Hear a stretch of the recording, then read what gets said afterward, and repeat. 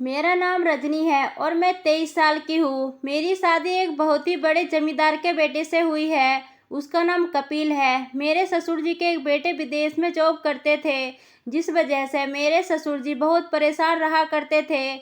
मेरे पति बहुत कम ही यहाँ आया करते थे। वह शादी करने के लिए आए और कुछ दिन के बाद जाने का प्लान करने लगे। मैंने उन्हें बार बार कहा कि मेरा मन उनके बिना नहीं लगता, लेकिन वह सुनने के लिए तैयार ही नहीं थे। खैर, उन्हें कुछ दिन बाद शहर जाना था, इसलिए जो भी दिन थे हमने उन दिनों को बहुत प्यार से एंजॉय किया। इतने बड़े घर की बहू बनने के बाद जैसे तो मेरे ठाट बाट बढ़ गए थे। मैं पूरे घर में रानी के जैसे रहती थी। मेरे माता पिता गांव के बहुत ही गरीब घर के हैं। इस वजह से कपिल का रिश्ता मेरे लिए आया तो मेरे पिताजी मना नहीं कर पाए। वह लोग तो बल्कि बहुत खुश हुए, क्योंकि इतने बड़े घर में शादी होकर आना मेरे लिए किसी सपने से कम नहीं था।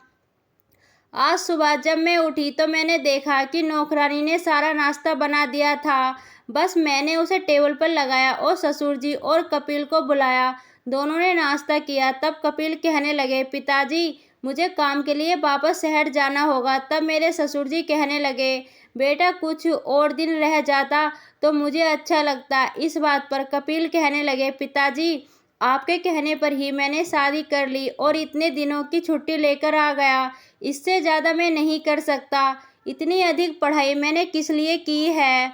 आपको तो पता है मेरे बिना मेरा बिजनेस ठप हो जाएगा। मैंने जो करियर बनाया है उसे ऐसे ही नहीं छोड़ सकता। तब ससुर जी कहने लगे, ठीक है बेटा, जैसी तेरी इच्छा। और फिर कपिल कुछ दिन बाद वापस शहर लौट गए थे। फिर भी हम दोनों ज़्यादा बातें नहीं करते थे, क्योंकि वह थोड़ा अलग थे और मैं गांव में पली बड़ी थी, इसलिए हम दोनों का व्यवहार थोड़ा अलग था और बहुत कम ही बनता था। फिर भी जितने दिन थे हमने बहुत प्यार से गुजारा। कपिल के जाने के बाद अब इतने बड़े घर में मैं और मेरे ससुर जी ही बचे। मैंने यह बात नोटिस नहीं किया कि ससुर जी बहुत अकेले अकेले रहते थे। वह किसी से ज़्यादा बात नहीं करते थे। एक दिन वह किसी से फ़ोन पर बातें कर रहे थे। मैंने इतना कहते हुए सुना कि मैं इस खालीपन से परेशान हो गया।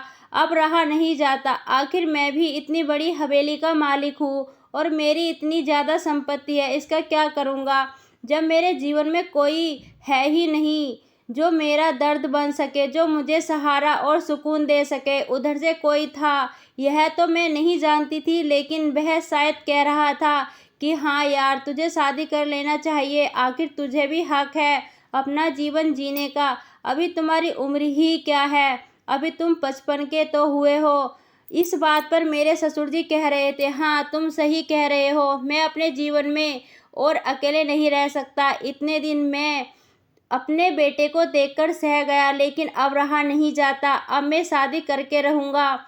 जब मैंने यह बात सुनी तो मैं हैरान रह गई कि मेरे ससुर जी शादी करना चाहते हैं इस उम्र में, और इस घर में कोई और आ जाएगी जो पूरे घर में राज करेगी। फिर मेरा क्या होगा? मैं तो इस घर में रानी की तरह रहती हूँ।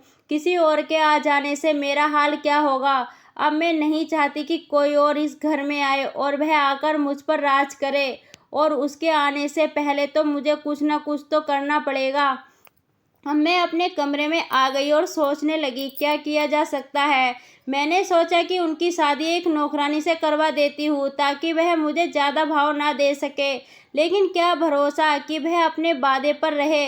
अगर वह मुकर गई तो? नहीं नहीं, मैं इतना बड़ा रिस्क नहीं ले सकती। अब मैं बहुत देर तक सोचती रही कि मुझे क्या करना चाहिए जिससे इस घर में कोई और ना आए और मैं इस घर में राज कर सकूं। मैंने बहुत सोचा, लेकिन कुछ हल ना निकल पाया।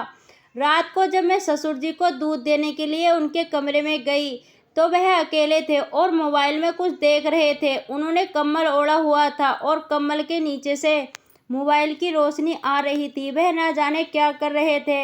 मैंने अंदर जाना उचित नहीं समझा और थोड़ा और बाहर आकर मैंने दरवाजे को खटखटाया और कहा, ससुर जी, दूध लेकर आई हूँ। वह कहने लगे, ठीक है, अंदर आ जाओ। जब मैं अंदर गई तो उनका बिस्तर पूरा अस्त व्यस्त था। इस उम्र में अपने आप को अकेला महसूस कर रहे थे। मैं समझ गई थी वे शादी करके ही मानेंगे। मैंने उन्हें दूध दिया, फिर बाहर आई। थोड़ी देर बाहर आने के बाद कपिल का फ़ोन मेरे ससुर जी के मोबाइल पर आया। ससुर जी, बेटा तुझे मैंने सुबह एक बात कही थी। तो कपिल बोला, हाँ पिताजी कहिए ना। तब मेरे ससुर जी कहने लगे, बेटा मैं शादी करना चाहता हूँ क्योंकि मुझे बहुत अकेला महसूस हो रहा है। मेरा एक दोस्त है जो इस उम्र में भी शादी करके खुश है। मैं भी चाहता हूँ कि अब आगे की ज़िंदगी मैं भी किसी के साथ बिताऊँ। कपिल कहने लगे, पिताजी आपने यह बात कहने के लिए मुझे फ़ोन किया था। आपको पता है ना मैं कितना बिजी रहता हूँ। तब ससुर जी कहने लगे, तो तुमसे बात कब करूँ? दिन में करूँ तब भी बिजी, रात में करूँ तो भी बिजी। अब कपिल कहने लगे, जो करना है करिए पर मुझे परेशान मत करिए, मैं अर्जेंट मीटिंग में हूँ। इतना कहकर कपिल ने फ़ोन काट दिया। अब ससुर जी ना जाने क्या सोच रहे थे। मैं कमरे में आई और सोचने लगी, इस तरह तो सच में कोई ना कोई इस घर में आ ही जाएगी, फिर मेरा क्या होगा। कपिल तो मुझ पर ध्यान भी नहीं देते ठीक से, सारा दिन अपने काम में पड़े रहते हैं। एक ससुर जी है, वह भी अगर शादी कर लेंगे फिर तो मैं कहीं की नहीं रहूँगी। मुझे किसी तरह उनकी शादी रोकनी होगी और अगर इस घर में राज करना है तो मुझे कुछ ना कुछ तो करना ज़रूरी है। तब मैंने एक तरकीब सोची जिसके लिए मैं किचन में आई और पानी बोतल से निकालने लगी और जानबूझकर वहीं गिर गई। मैंने ज़ोर से चिल्लाया। मेरी आवाज़ सुनकर ससुर जी दौड़ते दौड़ते किचन में आए। उन्होंने कहा, क्या हुआ बहू? तब मैं बोली, ससुर जी पता नहीं कैसे मेरा पैर फिसल गया, मैं पानी लेने आई थी। ससुर जी ने मेरा हाथ पकड़कर मुझे खड़ा किया और अपने कंधों का सहारा देकर मुझे धीरे धीरे चलने के लिए कहा और मुझे मेरे कमरे तक लेकर आए। मैं बेड पर लेट भी नहीं पा रही थी, ऐसे मैंने उन्हें दिखाया। तब उन्होंने मुझे जैसे तैसे करके लिटा दिया। फिर कहने लगे, बहू मैं डॉक्टर को फ़ोन करके बुला देता हूँ। मैंने कहा, ससुर जी इतनी रात को डॉक्टर को क्यों परेशान करना, मालिश वाला मरहम है वहाँ ड्रॉर में रखा है, आप दे दीजिए मैं लगा लूँगी। अब ससुर जी ने वह मलहम मुझे दिया और मैंने लगाने की कोशिश की। तब ससुर जी ने देखा कि वह मलहम तो मुझसे लग ही नहीं रहा क्योंकि दर्द तो कमर में हो रहा था। उन्होंने यह देखा और कहने लगे, बहू मुझे दो मैं लगा देता हूँ। फिर उन्होंने वहाँ मलहम लेकर मेरे कमर में लगाया। मैंने धीरे से थोड़ा और साड़ी का पल्लू हटा दिया, जिसके बाद उनके हाथ मरहम लगाते लगाते कांपने लगे। मैं समझ गई थी कि तीर निशाने पर लगा है। अब मलहम लगाते लगाते उनके हाथ ना जाने कहाँ कहाँ फिसलने लगे। अचानक से उन्हें लगा कि मुझे यहाँ से जाना चाहिए। अब वह उठकर जा ही रहे थे कि मैंने उन्हें रोक दिया। मैंने कहा, ससुर जी मैं जानती हूँ आप अकेलेपन से लड़ रहे हैं और जिस तरह आप दिन काट रहे हैं मैं भी वही महसूस कर रही हूँ। कपिल को गए 1 महीना हो गया है, वह मुझसे ठीक से बात भी नहीं करता। आप समझ रहे हैं ना, वही खड़े थे। इतने में मैंने अपने वह दिखाए। वह चाहकर भी बाहर जा नहीं पाए और जैसे ही वह देखा वह बिल्कुल टूट पड़े। वह कहने लगे, तुम नहीं जानती कि तुमने मुझे क्या दिखाया है जिसके लिए मैं सालों से परेशान रहा हूँ। बहू अब मुझे बिल्कुल रोकना मत। इतना कहकर वह बिल्कुल हड़बड़ा से गए और एकदम जल्दी से सब कुछ करने लगे। वह बिल्कुल भी कुछ बोलने या सुनने के मूड में नहीं थे और मैच खेलना प्रारंभ कर दिया। वह काफ़ी लंबे हट्टे खट्टे थे और इस उम्र में भी काफ़ी अच्छे थे। मैच खेलने के दौरान मुझे एहसास हुआ कि सच में वह कपिल से भी ज़्यादा अच्छे हैं।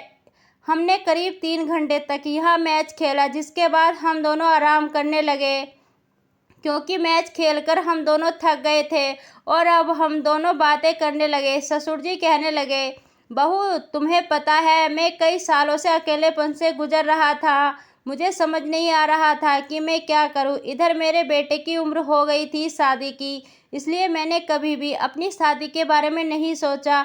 अब जब उसकी शादी हो गई थी तो सोच रहा था कि खुद शादी कर लूं, लेकिन जो पल बहू तुमने दिए हैं जिसके बाद मैं शादी नहीं करना चाहता।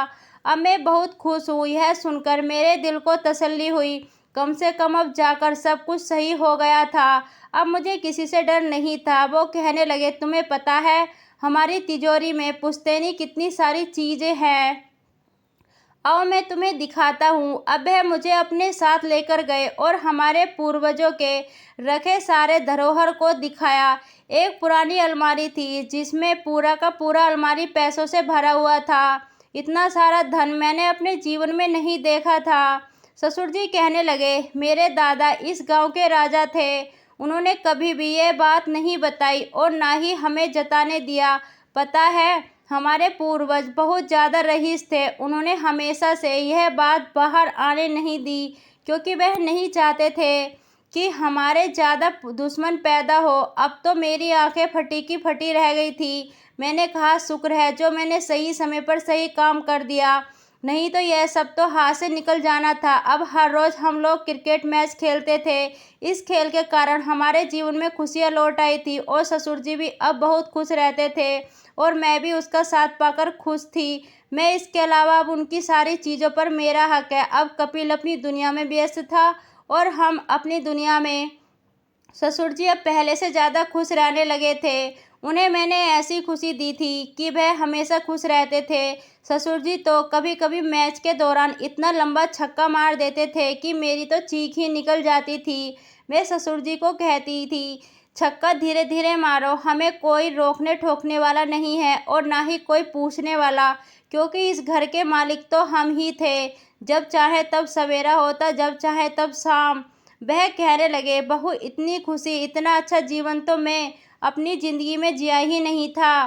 तुम्हारे आने से मैं बहुत ज़्यादा खुश हूँ और बहुत ज़्यादा अच्छा महसूस करता हूँ और अब इस घर में मैं रानी की तरह रहती हूँ। मुझे किसी चीज़ की कोई चिंता या कमी नहीं है। तो दोस्तों, कहानी पसंद आई हो तो वीडियो को लाइक और चैनल को सब्सक्राइब करें। धन्यवाद।